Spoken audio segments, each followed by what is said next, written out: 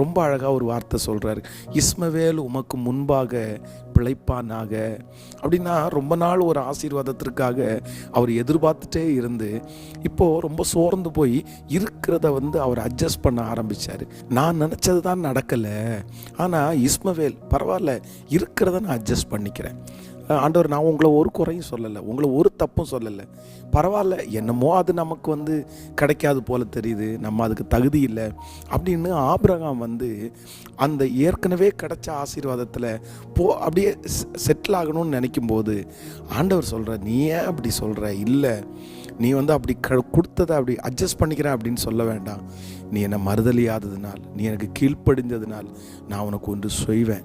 உனக்கு என்ன சொன்னேனோ அந்த காரியத்தை நிச்சயம் செய்வேன் என்று ஆபிரகாமுக்கு வாக்கு கொடுத்த அதே தகப்பன் உங்களுக்கும் எனக்கும் வாக்கு கொடுக்கிறார். இந்த சத்தத்தை கேட்குற நிறைய பேர், நான் ஆண்டவர்